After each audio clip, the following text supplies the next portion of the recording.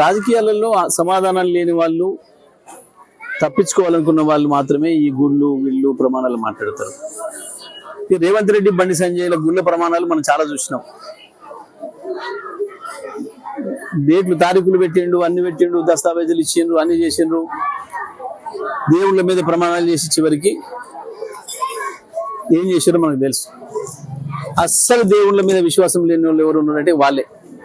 ఈ దేవుళ్ళ గురించి ఎక్కువ మాట్లాడేటోళ్ళే దేవుళ్ళ మీద విశ్వాసం లేని వాళ్ళు. వీళ్ళు ఉంటే అట్లా మాట్లాడారు. వాస్తవానికి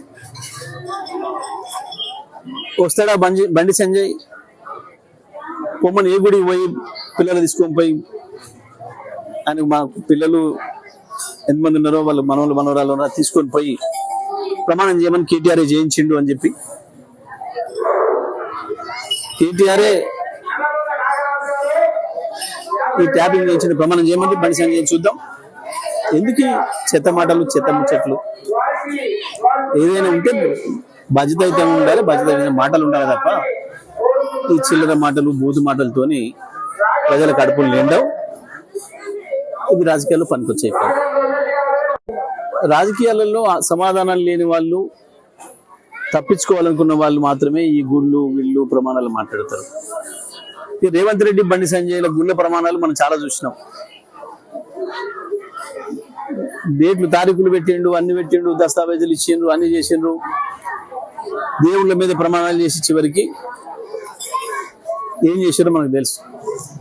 అస్సలు దేవుళ్ళ మీద విశ్వాసం లేని వాళ్ళు ఎవరు ఉన్నారంటే వాళ్ళే. ఈ దేవుళ్ళ గురించి ఎక్కువ మాట్లాడేటోళ్ళే దేవుళ్ళ మీద విశ్వాసం లేని వాళ్ళు. వీళ్ళు ఉంటే అట్లా మాట్లాడారు. వాస్తవానికి వస్తాడా బండి సంజయ్, పొమ్మని ఏ గుడికి పోయి పిల్లలు తీసుకొని పోయి, అని మా పిల్లలు ఎంతమంది ఉన్నారో వాళ్ళు మనవలు మనవరాలు ఉన్నారో తీసుకొని పోయి ప్రమాణం చేయమని కేటీఆర్ చేయించిండు అని చెప్పి, కేటీఆరే ఈ ట్యాపింగ్ చేయించిన ప్రమాణం చేయమని బండి సంజయ్ చూద్దాం. ఎందుకు చెత్త మాటలు, చెత్త ముచ్చట్లు? ఏదైనా ఉంటే బాధ్యత అయితే ఉండాలి, బాధ్యత మాటలు ఉండాలి తప్ప ఈ చిల్లర మాటలు, బూతు మాటలతోని ప్రజల కడుపులు నిండవు. ఇది రాజకీయాల్లో పనికొచ్చే పని.